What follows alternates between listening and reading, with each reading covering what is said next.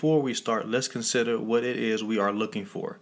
The Bible is essentially a religious history. Even those who wrote the Bible made it clear it was not a secular history, even though secular events are referred to it. It is a book about God and his relationship with man that cannot be proven or disproven logically. It is a spiritual matter. However, people and events mentioned in the Bible are found in the historical writings in other nearby countries and in the historical records of the Israelite nation other than the Bible, proving the history of the Bible is correct. Scripture is indeed a valid historical resource in addition to be an invaluable spiritual work. Before Common Era, or BCE, and Common Era, which is CE, admit that most of the Western world has spent the past 2 millennia dating everything from the birth of Christ, but propose that perhaps it's time to use a less controversial, more scientifically accurate, and more user-friendly version. Basically, either way you call it, AD or CE, it is the same date of reference, and that date is a very significant one. For Christians, it signifies birth of the Son of God. For everyone else living in Western society, it signifies the birth of a man, which is a well-established secular historical fact, who arguably had one of the biggest impacts ever in history. For the less offensive to non-Christians, they use the term BCE, which is Before Common Era.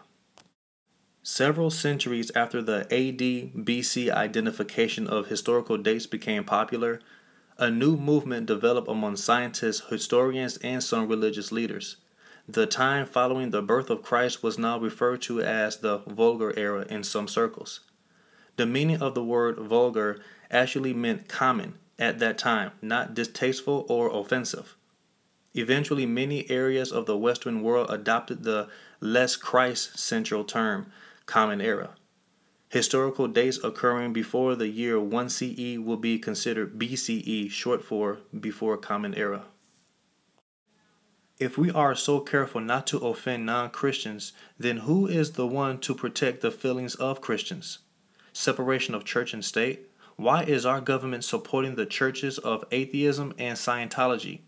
Why are people trying to rewrite history at the expense to remove Christ from our national history, in which they can't? So let's look more into it.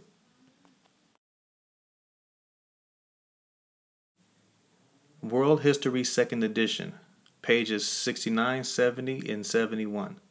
It speaks on the case of Jesus of Nazareth. It says little of his life can be found in historical records, and his disciples provided many details of his life and teachings in the 4 Gospels of the New Testament. And under Roman law he was innocent, but later he was executed and bringing forth a new religion, Christianity. And the verse, Mark chapter 5 verse 3, which says, "Blessed are the poor in spirit, for there is the kingdom of heaven," being written in this book. The Kingfisher History Encyclopedia, fully revised 3rd edition and update, from pages 22 through 25, from page 40 to 41, and 72 to 73. The Assyrians, which can be found in the book of 2 Kings and the book of Isaiah.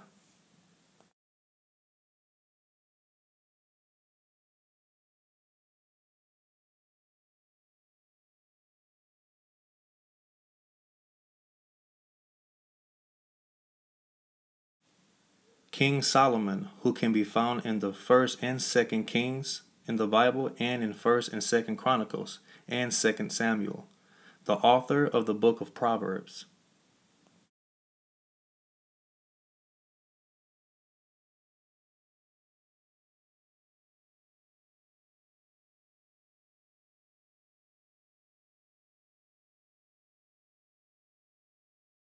The Persian Empire, including Darius, known as the King of Kings. His history is throughout the Old Testament in the book of Ezra, Daniel, Nehemiah, and Haggai, and Zechariah.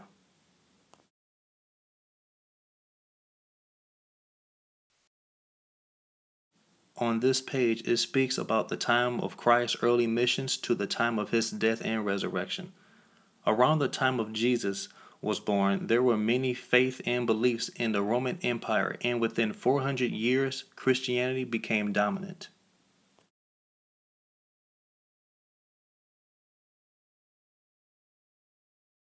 Discovery unearthing the new treasures of archaeology. On page 239, ancient writings, biblical inscriptions. It's rare that archaeologists find actual evidence of people, places, and events mentioned in the Bible. Two inscriptions found recently in Israel are therefore extremely interesting, both for the new light they throw on biblical texts relating to the reigns of King David and King Hezekiah.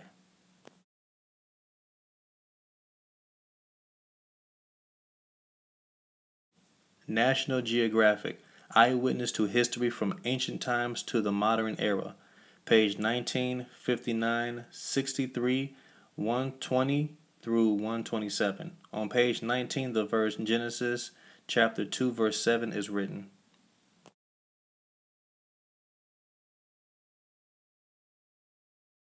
Cyrus the Great could be found in the book of Isaiah, 2 Chronicles, and the book of Ezra and Daniel. Xerxes, which is the husband of Esther, written in the book of Esther.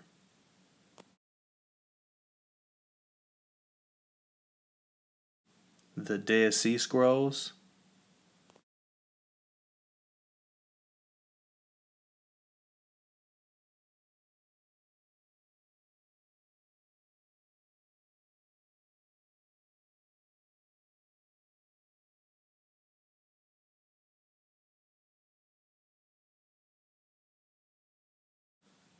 Pontius Pilate, the Roman governor of Judea.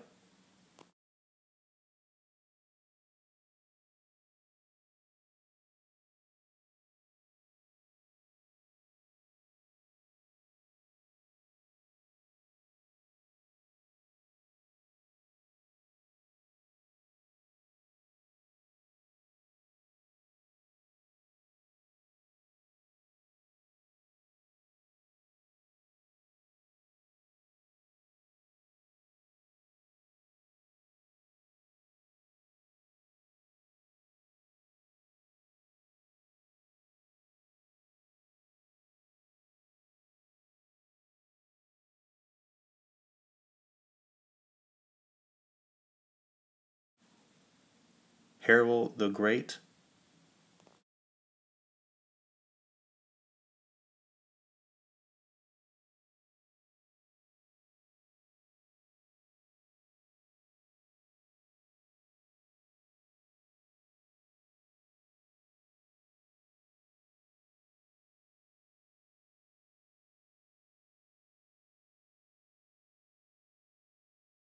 The book of Mark, chapter 14, verse 53 through 61 is written. The high priest questioned Jesus, and a picture of Jesus' apostle Thomas was said to doubt the resurrection, which is written in the book of John, chapter 20, verse 27 through 28.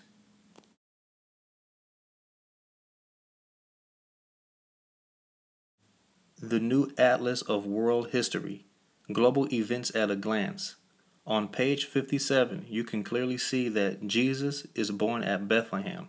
You can find the story in the book of Luke, chapter 2, verse 1 through 7.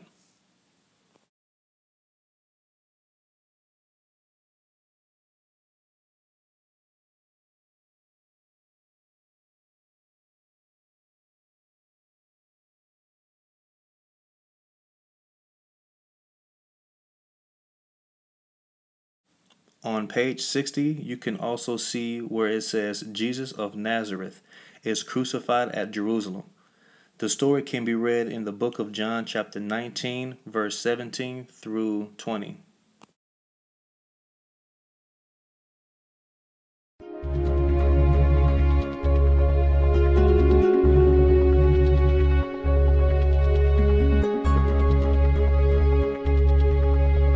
So what historical proof is there for Jesus?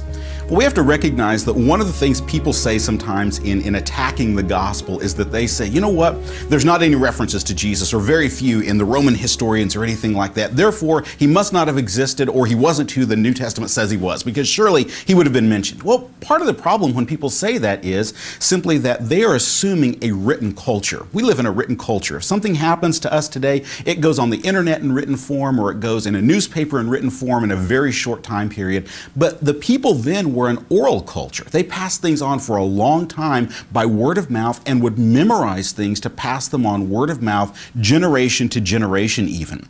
But even beyond that, we have to recognize the other part of it is that that's an argument from silence. The fact is, we don't know what records may have been written about Jesus because, for example, in Jerusalem, all the records that were there were burned in the year 70 AD when the Romans destroyed the city. So there could have been records of Jesus there at that time. We just don't know about it. So what records are there, historical records about Jesus? Well, there aren't any from around the time that he was living on the earth that are Roman records, for example. In fact, the only Roman history that was written at that time was by a retired general named Velleius Paterculus. Why would he have mentioned a Galilean teacher? He simply wouldn't have done that. The first references we do have to Jesus come from the late 1st and early 2nd centuries. But that's about what we would expect, because the time that the Romans would write about this is when the Christian movement became big enough to have some effect on the peace of Rome. And so you find, for example, Suetonius mentioning Jesus, mentioning that Jews were causing disturbances because of a certain Chrestus, is the way he expresses it. We find Tacitus, the Roman historian Tacitus, who says that Christ suffered the extreme penalty, and he even mentions, Tacitus does, Pontius Pilate. It's very likely Tacitus was at that point drawing from some official record that he had access to that we don't, because he even mentions the governor at that time. We find the author Pliny writes to Trajan, Emperor Trajan, and describes the fact that Christians pray to Christ as to a god. And so in all of these, we find, about the time we ought to expect it, Jesus being mentioned in Roman records. Additionally, he's mentioned by the Jewish writer Josephus. Unfortunately, that reference in Josephus has been miscopied and added to over the years, so we don't know what he originally said about Jesus, but we do know he at least mentioned Jesus. And so in all of these, in precisely the sources we would expect, at the time you ought to expect, in a culture that passed things on orally from generation to generation, we find references to Jesus. And we do find these references not only in the Gospels, not only in Christian sources, but also in Roman sources.